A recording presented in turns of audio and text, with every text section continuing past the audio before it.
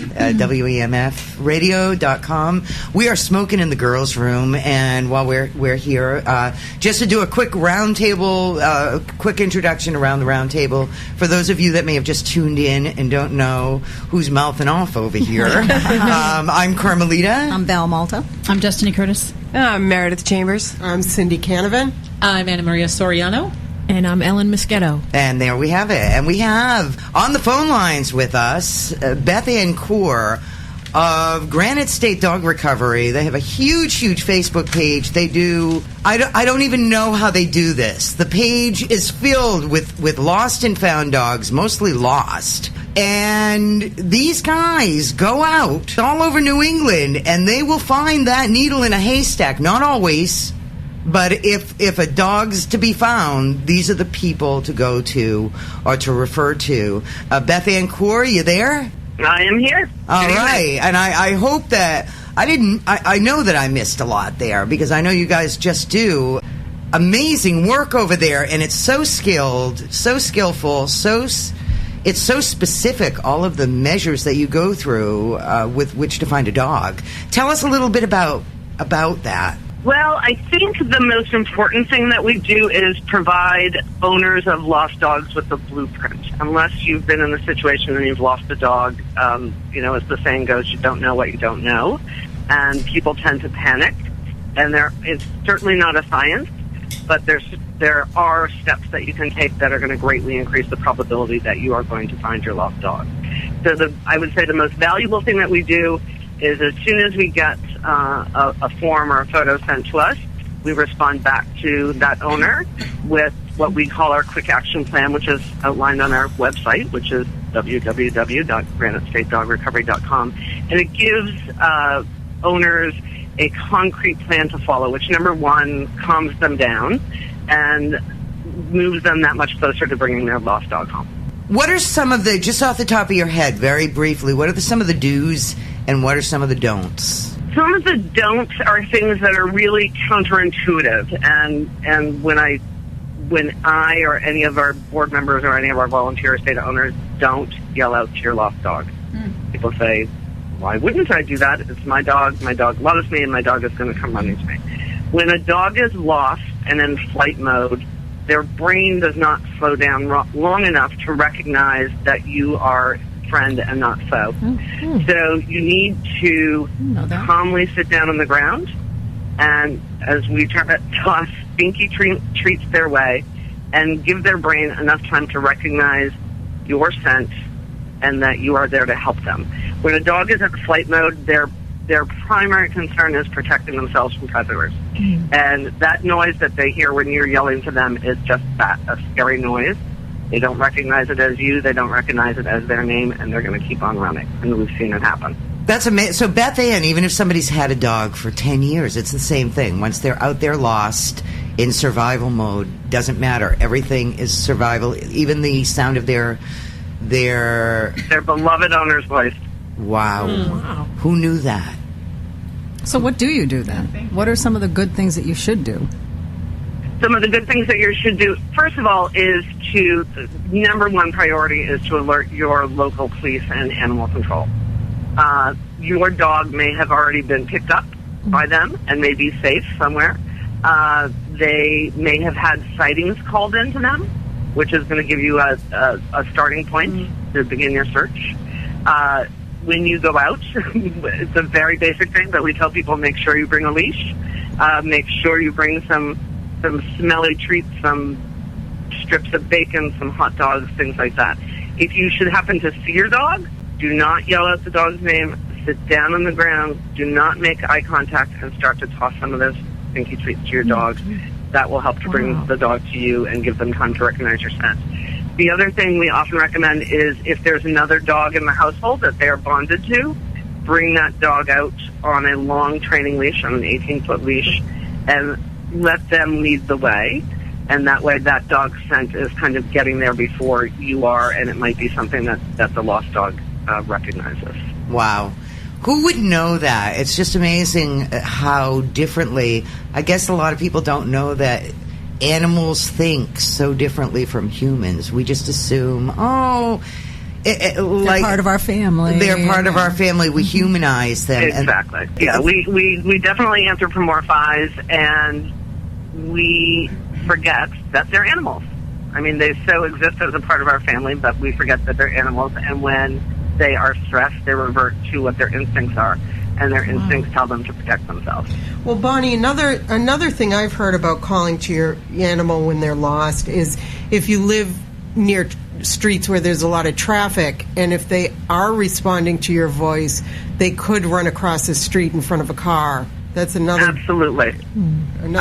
Danger. So you definitely need to be cognizant of that fact, and often once a location is known, for instance, people are very helpful on our Facebook page. They'll keep an eye out, they'll go out looking, they'll call sightings into owners when a flyer is posted to our page. But once a general area is known, we actually stop posting updates to that, because there are lots of good-hearted people out there who mean well, who are going to go tromping into the woods, but that may serve to push that dog into a dangerous location such as traffic. So once the general location is known, you kind of dial it back a little bit, let the dog get settled in. You want them to stay put. Get a feeding station set up, and if necessary, a humane trap. Tell us about the feeding stations. I've seen some of the photos on your website. You've got, sometimes rather than the dog getting into the feeding station to get the treats, you have a few surprises. We do. We often do. So once the dog's location is known, you want them to stay at that location. You do that by setting up a feeding station, which is simply aromatic food, whether it be Kentucky Fried Chicken or McDonald's or something that you've placed, and you want to be able to keep an eye on that. And one of the ways we do that without being there physically is setting up a trail camera. Trail cameras are used by hunters. They're also used by wildlife enthusiasts, and they're motion activated and they have an infrared flash, so they work 24 hours a day. And we can then track whether or not, in fact, it is the lost dog that's eating the food, or whether it's a coyote, which we often see, or a raccoon, or a fisher, or a fox, or a squirrel, or a rabbit. It provides us really valuable information. If we are able to confirm that it is the lost dog, then we can set a trap. What do you do? Do coyotes get caught in those? They seem, or fox, they seem wily. Too clever. We have certainly caught coyotes. We've caught fishers. I will tell you that coyotes are extremely smart, and once caught, they will not go back into the trap. So they're more afraid of us than we are of them. And you open the door, and they take off, and that's it. Is it dangerous going to open the door if you have a fisher or a coyote? Or if we have a coyote, honestly, they're just going to take off. They're interested in getting out of there, and they're not going to go back in. If it's something that one of us has spooked about, we'll take a broom with us, and there's an easy release on the back door, which is just a loop. And we pull it up, and the creature goes running out. The creature. If it doesn't, we open the door. I bring a open the Swiffer. door and clear the way. Amazing. What do you use to trap them in? It's basically a extra large have-a-heart trap. The same principle. It has a trip plate in it. It has a spring-loaded door, and it has a back door that slides up to safely release the animal if it's not the target animal. If, in fact, you do successfully trap the dog, then we are very careful not to open the trap in the field, and we do not open it until we get into an enclosed building. What is your success rate with finding lost dogs? Well, I can tell you what our numbers are. In 2013, and this is not just, members of Granite State trapping dogs, but this is dogs that have been reunited with their families.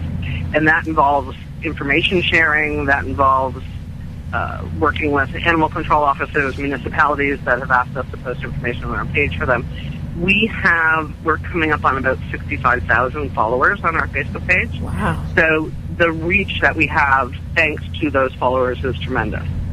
And in 2013, 1,600 dogs were reunited with their families. That's amazing. Wow. That's fabulous. And in 2014, we're on track for 2,000 reunions. Whoa. That's great. That is, congratulations. Thank you. We owe it all to our followers. Without them, it wouldn't work. So it's the networking, but also your skills and going out there and knowing how to try. Well, it's being able to share that information and give people the skills that they need to bring their own dog home as well. Because there's a limited number of us, and so we can't always be there on the ground, but we can certainly share the information with owners and followers so that they can increase the probability that they're going to bring their dog home safely. And when you phoned in, you had mentioned, or this came up, that you have just found a dog that was missing for 5 years? This was about, I want to say 7 months ago, and it was a dog that went missing almost immediately after the dog had been adopted. And it had been missing for 5 years. And someone had a follower on our page, and the reunion is owed to her because if she hadn't taken the time to stop and take a picture and ask them questions, it wouldn't have happened. She took a picture of this dog. It looked kind of like a short golden retriever mix. And we asked around, and people in the area said, oh, yeah, I've seen her, but I assume that she belongs to someone. Oh, yeah, I've seen her, but I've only seen her once. Oh, yeah, I've seen her. The guys throw her sandwiches at lunchtime. So no one had kind of taken the time to get to the bottom of the story. And the woman that reported her to us was interested in helping to bring her to safety, and she worked with one of our board members. And she was successfully trapped, and we determined that her name was, in fact, Sadie, and she had been missing for 5 years, and she was reunited with the family that had adopted her. That's living happily ever after. Wow. Was she microchipped? Is that how you were able to find the owners? She was microchipped. Yeah. Oh. So the benefit of microchipping is the benefit of microchipping and the benefit of registering your microchip. There was just often people adopt a dog and don't realize that they need to register that chip and put their own current information on it. Yep. There was just a story as I was driving into the station tonight about a family in New Jersey who lost their dog during the hurricane. And great story. Did you hear that story? Yeah. Isn't that amazing? And they went to the shelter to adopt another dog after looking for their dog for a long, long time and having no success. And when they went to the shelter, their dog was at the shelter they were going to adopt a dog from. Wow. That is so strange. Yeah. Beth Ann, before you go, I would also like to ask you. I know you guys specialize in finding missing dogs, but because of the work you do, I think it's safe to assume, and I could be wrong, that you also have learned the do's and don'ts, the preventatives of losing a dog. Obviously you have to know how did this happen to begin with? Are you going to ask me for tips? Yes. How do people prevent losing their dogs? We have a document that we will make available to anyone called Loss Prevention is Key. And our goal is to get that in the hand of every foster, adopter, rescue. It's not copyrighted. Copy it, paste it, do whatever you want to do with it. Really, our goal is just the dissemination of the information. The largest population of lost dogs that we see are newly adopted dogs. And it makes sense. They're nervous, they're anxious, they're in a new environment, they've not yet bonded with the family that has adopted them, and given the opportunity, they're going to bolt. Not every dog, but if a dog is scared enough, they're going to bolt. So our goal is to provide information that will help prevent that from happening. Education as to what a martingale collar is and why it is a must for a new dog in your home. It's a collar that has a slip aspect to it, so that if the dog begins to back or pull out of the collar in fact becomes more snug around their neck and they can't slip it.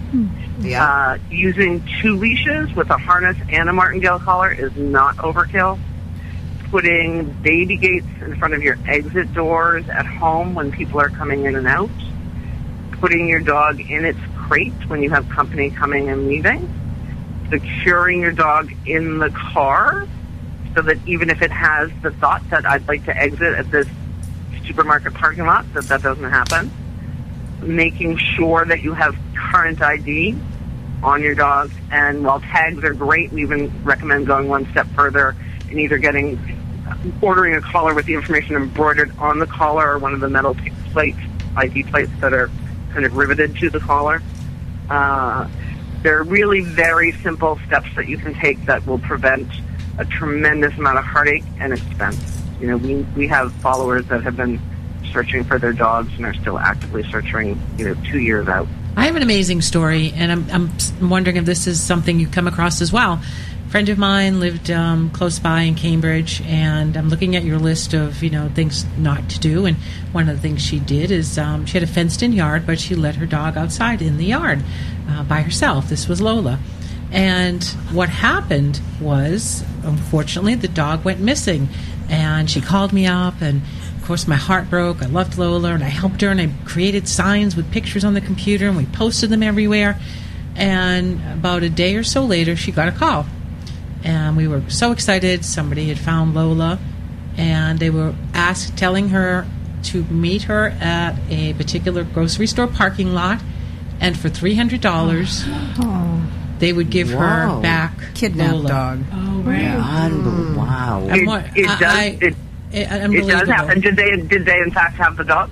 They did, in fact, have the dog, and I said to her, you need to notify the police. Let's set this up.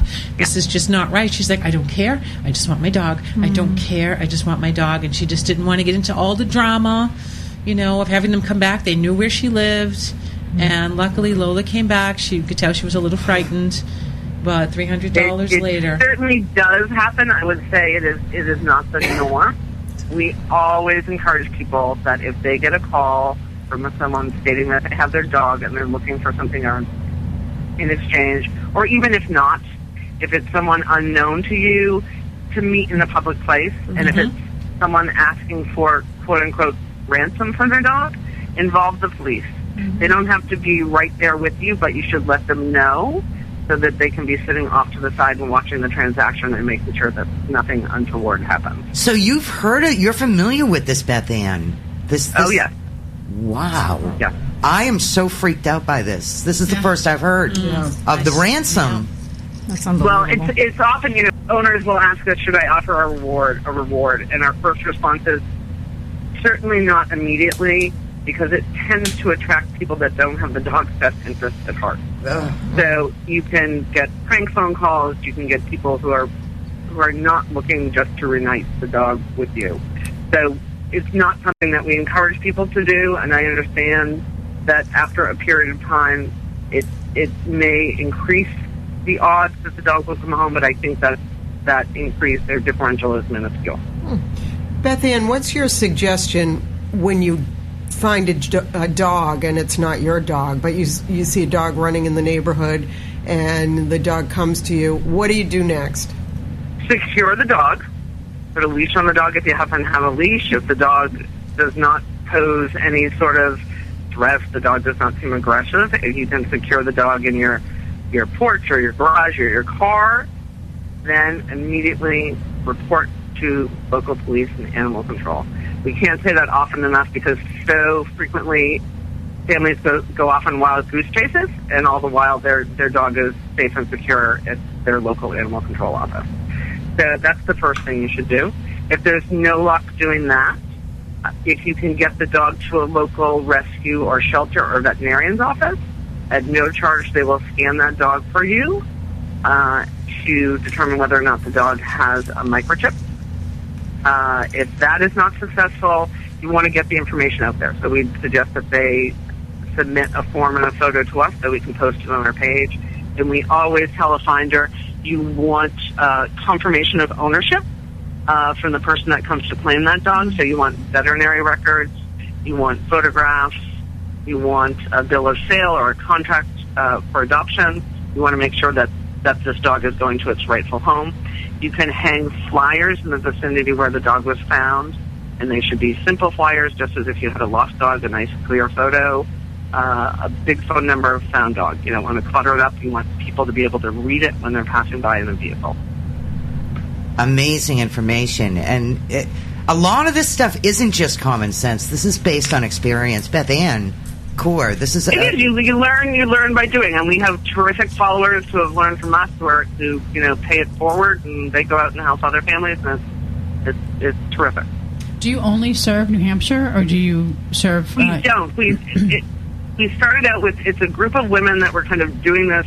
We were kind of a ragtag group that went around and helped people. One of the original founders, whose name is Holly McCreskey, said, what if we incorporated it as a nonprofit and we could help more people? And we said, okay, did that.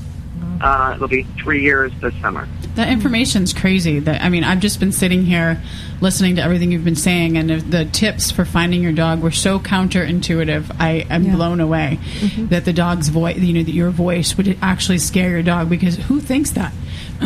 Excuse me, who thinks that at all? And really cool information. It's been neat. I know. And we do cover, as far as our Facebook page is concerned, we do cover all of New England. So we invite you to take a look, to go to our website. There's lots of information there that can be helpful. Now, is it expensive to get you guys to help?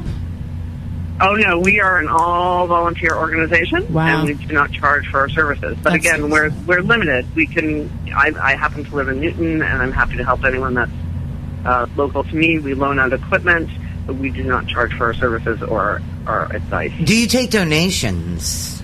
We do take donations. You can go to our webpage, which again is www.granitestateDogRecovery.com, and you'll see lots of helpful advice there. You'll see an area to submit a lost or found dogs form, and you will also see a donate button. Nice. What a wonderful organization. What a great service, Absolutely. Because there really isn't. Snowy, my dog, I brought her in today, who was a puppy mill rescue, has for 4 years, she just made babies in a little cage, has terrible fear issues. And when we first got her, people think, it won't happen to me, but it did. She's afraid of men. Michael was out with her. A man reached out to her, and Michael said, please don't reach out to this dog. She's fearful. And people don't listen. And he reached out again with his booming voice, and she jumped out of Michael's. She was right in his arms. She jumped right out and took off. And we lost her for a day. It was the most terrifying experience. It's terrifying, and you don't know what to do. You don't know what to do. You're all emotional, too. You're not really thinking. No, you're not. So it's really an effort to give owners or finders a concrete plan to follow that will help move them toward their goal of either finding their dog or reuniting this found dog with their family. Just amazing information, Beth Ann. Thank you so much. And once again, your website is GraniteStateDogRecovery.com? .com. Okay. And the Facebook page, which is really great. I love the cover photo on it. Yeah. It's cute with the paw and the hand. Yeah. It's very nice. Beth Ann Core on Smoking in the Girls Room with us today. Beth Ann, thank you so much for the advice. I mean, we're all just going to walk away having me. It was a pleasure. Scratching our heads and like, whoa, this was a big, big learning experience having you on the show. Thank you, Beth Ann. Thank you very much. Have a good night. All right, Beth Ann Core with us tonight on Smoking in the Girls Room. And wow, how about that? Amazing. Granite State Dog Recovery is their website, GraniteStateDogRecovery.com. You can also find them on Facebook, and they are a nonprofit, all volunteer. They will go out and help you find your dog. They will post photos and network, and they're just amazing. And I'm really honored that Beth Ann Core joined us tonight because she's busy. That's all they do. They're out there in the field constantly. Yeah, it was great to hear from her. So, can you believe it's time to go away? I am so bummed out. We are Smoking in the Girls Room. We want to thank everybody for joining us tonight. Thank you. And big thank you to Beth Ann Core of Granite State Dog Recovery. Thanks to all of our amazing women here at Smoking in the Girls Room. Matt Tomar, our engineer today. All right. Have a great week, folks. We'll be back next Saturday, Smoking in the Girls Room, every Saturday night here on WEMFradio.com from 7 to 9 p.m. See ya.